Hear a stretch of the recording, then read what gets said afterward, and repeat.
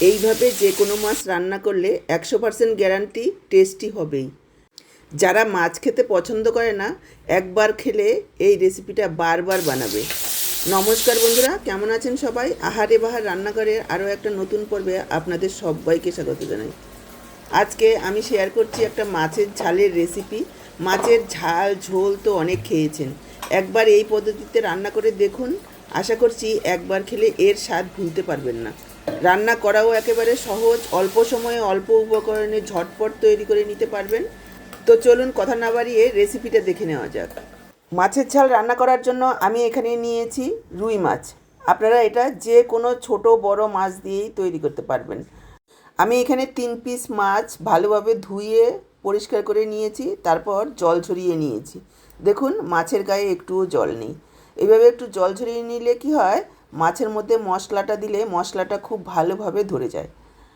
এবার মাছগুলোকে একটু ম্যারিনেট করে নেব। তার জন্য দেখুন দিয়ে দিচ্ছি পরিমাণ মতো লবণ, দিয়ে দিচ্ছি একটু হলুদ গুঁড়ো,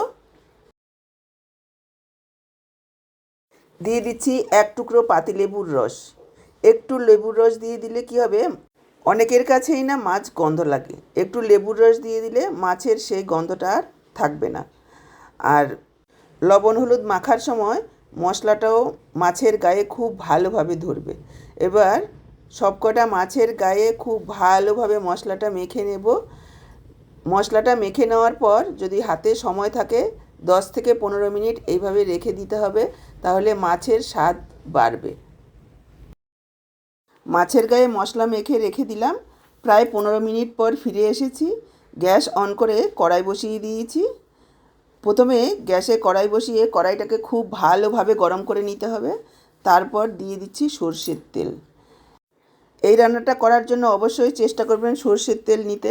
সরষের তেলে সবথেকে বেশি ভালো লাগবে। সরষের তেলটাকেও ধোয়া ওঠা পর্যন্ত গরম করে নিতে হবে। তেল গরম হয়ে যাওয়ার পর দেখুন দিয়ে দিচ্ছি একটু লবণ। এই লবণ দেওয়া গরম তেলটাকে কড়াইয়ের চারিদিকে খুব ভালোভাবে লাগিয়ে দিতে হবে। এতে করে আমরা যখন মাছ ভাজবো, মাছগুলো একদম কড়াতে লেগে যাবে না। যতই হালকা ভাজা হোক না কেন, মাছ কড়াতে লেগেও যাবে না আর মাছগুলো ভেঙেও যাবে না। যতই নতুন রাঁধুনি হোক না কেন আর যে কোনো সাধারণ কড়াতে রান্না করুন না কেন, মাছ একদমই কিন্তু লেগে যাবে না, ভেঙেও যাবে না।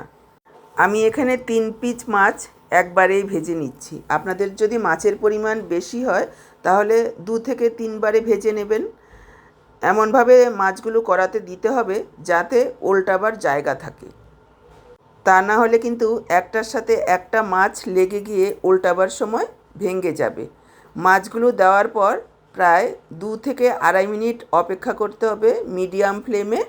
তারপর মাছগুলোকে উল্টে দিতে হবে।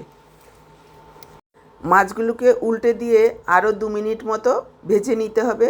তবে খুব বেশি কড়া করে একেবারে মাছগুলো ভাজা যাবে না, মিডিয়াম ভাজতে হবে। দেখুন মাছগুলোকে প্রথম পিঠ ভেজে নেওয়ার পর উল্টে দিয়েছি। উল্টে দিয়ে আরও 2 মিনিট মতো ভেজে নিয়েছি। এবার উল্টো দিকটাও দেখিয়ে দিচ্ছি। দেখুন 2 পিঠই খুব সুন্দরভাবে ভাজা হয়ে গেছে। এবার মাছগুলোকে ছেঁকে তুলে নেব। দেখুন মাছগুলো উল্টে পাল্টে একেবারে লালচে হয়ে ভাজা হয়ে গেছে। কতটা সুন্দর লাগছে দেখতে।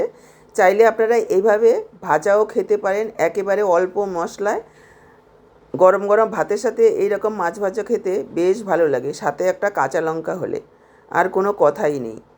অনেকেই বলেন যে মাছ ভাজার সময় মাছ ভেঙে যায়, কড়াতে লেগে যায়। দেখতেই পেলেন, এই সাধারণ টিপসগুলো ফলো করে যদি মাছগুলো ভাজেন বা রান্না করেন, একটুও কিন্তু মাছ ভেঙে যাবে না। মাছ ভাজা হতে হতে আমি একটা মশলা রেডি করে নিয়েছি, দেখিয়ে দিচ্ছি।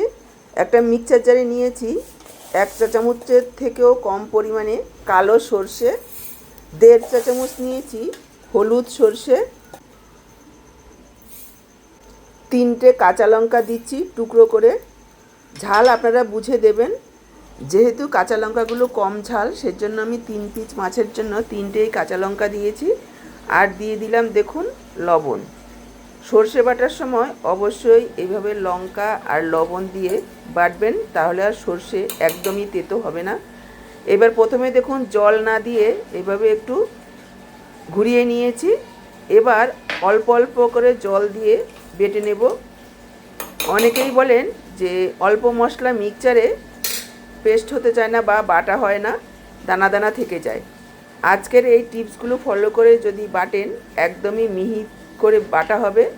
দেখুন, মিক্সচারে যখন বাটবেন একবারে বেশি পরিমাণে জল দেবেন না, অল্প অল্প করে 2 থেকে 3 বারে জল দিয়ে বাটবেন। দেখুন কত সুন্দরভাবে বাটা হয়ে গেছে, একটুও দানা নেই। আরেকটা হচ্ছে সর্ষে বাটা তেতো হয়ে যায়, এইভাবে কাঁচা লঙ্কা আর লবণ দিয়ে বাটলেও সর্ষে কিন্তু অবশ্যই বড় দানা নেবেন। সে কালো সর্ষে নিন আর হলুদ সর্ষে নিন, যেটাই নিন না কেন বড় দানার সর্ষে ব্যবহার করবেন, তাহলে আর তেতো হবে না। আর ছোট দানার যে সর্ষেগুলো হয় সেগুলো কিন্তু রাই সর্ষে, সেগুলো ফোড়নের জন্য ভালো। কোনো কিছুতে বেটে দিতে গেলে বড় দানার সর্ষেগুলোই ভালো, সেগুলো আর তেতো হয় না। এবার মাছ ভাজার পর বাকি যে তেলটা রয়েছে এই তেলের মধ্যেই দিয়ে দিচ্ছি হাফ চা চামচ কালো জিরে। কালো জিরের গন্ধটা এই মাছের ঝালে দারুণ একটা টেস্ট নিয়ে আসবে। আর দিয়ে দিলাম একটা কাঁচা লঙ্কা, আমি এইভাবে টুকরো করে দিয়েছি। তারপর দেখুন ফোড়নটাকে কয়েক সেকেন্ড ভেজে নিলাম। যখন সুন্দর গন্ধ বের হবে গ্যাসের ফ্লেমটাকে লোতেই রাখবেন। তারপর দিয়ে দিতে হবে বেটে রাখা সর্ষে, কাঁচা লঙ্কা। মিক্সচার জার ধুয়ে অল্প জল দিয়ে দিলাম। খুব বেশি হাই ফ্লেমে মশলাটা দিতে যাবেন না, তাহলে কিন্তু সর্ষেটা কেটে যাবে। লো ফ্লেমে রেখেই দেবেন, তাহলে আর কাটবে না। এবার দেখুন দিয়ে দিচ্ছি হাফ চা চামচ পরিমাণ হলুদ গুঁড়ো আর হাফ চা চামচ দিয়েছি কাশ্মীরি লাল লঙ্কার গুঁড়ো। কাশ্মীরি লাল লঙ্কার গুঁড়োটা দিলে কোনো রকম ঝাল হবে না, কালারটা সুন্দর হবে। আপনারা চাইলে কাশ্মীরি লাল লঙ্কার গুঁড়োটা স্কিপও করতে পারেন। এবার মশলাটাকে খুব ভালোভাবে কষিয়ে নেব, যাতে করে মশলার তেল ছেড়ে আসে। এবার এখানে অনেকেই বলেন যে সর্ষে বাটা খুব বেশি কষালে তেতো হয়ে যাবে। একটুও তেতো হবে না, আমার কথা বিশ্বাস করে একবার ভালোভাবে কষিয়ে রান্নাটা করবেন, এতে করে টেস্ট খুব ভালো আসবে। গরম তেলের মধ্যে যখন মশলাটা মেশানো হয়ে যাবে, টেম্পারেচারটা কমে যাবে, তখন দিয়ে দিতে হবে টক দই।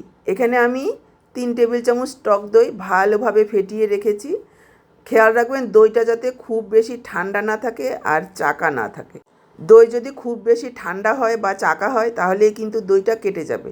দই দেওয়ার কারণে যেমন ঝোলের একটা ক্রিমি টেক্সচার আসে, দই যদি কেটে যায় টেক্সচারটাও দেখতেও ভালো লাগবে না, খেতেও ভালো লাগবে না। এবার দইটাকেও লো ফ্লেমে রেখে খুব ভালোভাবে মিশিয়ে নিতে হবে, যাতে কোনো রকম দানা না থাকে। যখন খুব ভালোভাবে মেশানো হয়ে যাবে তারপর গ্যাসের ফ্লেমটাকে বাড়িয়ে দিয়ে মশলাটাকে কষাতে হবে। আমি এখানে আর কোনো রকম লবণ দিচ্ছি না, যেহেতু মাছের পরিমাণ কম। মাছে লবণ মেখেছি, আবার সর্ষে বাটার সময়ও লবণ দিয়েছি, তেলের মধ্যেও লবণ দিয়েছি, পরে দেখে দিতে হবে। এবার শুধু মশলাটাকে ভালোভাবে কষিয়ে নিচ্ছি। দেখুন মশলাটাকে খুব ভালোভাবে কষিয়ে নিয়েছি, দেখেই বুঝতে পারছেন মশলার উপরে কী সুন্দর তেল ভেসে উঠেছে। এবার দিয়ে দেব জল। জলের পরিমাণ আপনারা যেমন ঝোল রাখতে চান সেভাবে দেবেন। আমি এখানে 1 কাপ পরিমাণ জল দিয়ে দিচ্ছি। মিশিয়ে নিয়ে ঢেকে ঝোলটা ফুটে আসা পর্যন্ত অপেক্ষা করব। যখন ঝোলটা খুব ভালোভাবে ফুটে যাবে 2 মিনিট, তারপর একে একে মাছগুলো দিয়ে দেব। মাছগুলো দিয়ে ঝোলের মধ্যে মিশিয়ে দেব হালকা হাতে। তারপর ঢেকে মিডিয়াম লো ফ্লেমে 5 থেকে 6 মিনিট রান্না করব। দেখুন ঢেকে 5-6 মিনিট রান্না করে নিয়েছি। ঝোল একদম গায়ে গায়ে হয়েছে। এভাবেই ঝোলটা রাখলে বেশি ভালো লাগবে খেতে। এবার উপর থেকে দিয়ে দেব 1 চা চামচ কাঁচা সর্ষের তেল। এই কাঁচা সর্ষের তেলটা দেওয়ার কারণে মাছের ঝালের টেস্ট একেবারে অন্য মাত্রায় চলে যাবে। আর দিয়ে দেব একটা কাঁচা লঙ্কা টুকরো করে দিয়েছি। আপনাদের যদি ছোটো সাইজের লঙ্কা হয় তাহলে চিড়েও দিতে পারেন। এবার গ্যাস অফ করে ঢেকে রেখে দেব 5 মিনিট, যাতে কাঁচা লঙ্কা কাঁচা সর্ষের তেলের গন্ধটা খুব ভালোভাবে মাছের সাথে ঝোলের সাথে মিশে যায়। 5 মিনিট ঢেকে রাখার পর ফাইনাল লুকটা একবার দেখুন। দেখেই জিভে জল আসছে না? কতটা লোভনীয় হয়েছে দেখতে। গরম গরম ভাতের সাথে এই রকম একটা মাছের ঝাল বানিয়ে নিলে আর কিচ্ছু লাগবে না। পুরো ভাত এটা দিয়েই খাওয়া হয়ে যাবে। আজকের এই মাছের ঝালের রেসিপিটা আপনাদের দেখে কেমন লাগলো কমেন্টে জানাতে ভুলবেন না কিন্তু। ভালো লাগলে ভিডিওটাকে একটা লাইক করে বন্ধুবান্ধবদের সাথে প্রচুর প্রচুর শেয়ার করবেন। আর ইউটিউব থেকে যদি নতুন দেখছেন এরকমই ঘরোয়া সহজ দারুণ টেস্টি রেসিপিগুলো পাওয়ার জন্য চ্যানেলটাকে সাবস্ক্রাইব করে সাথেই থাকবেন। বেল বাটনটা অল করে দিলে আমার দেওয়া যে কোনো রেসিপির আপডেট সবার আগে আপনাদের কাছে পৌঁছে যাবে। তাহলে আজকে এখানেই বিদায় নিচ্ছি। আবার দেখা হবে নতুন কোনো রেসিপির সাথে। সবাই ভালো থাকবেন, সুস্থ থাকবেন।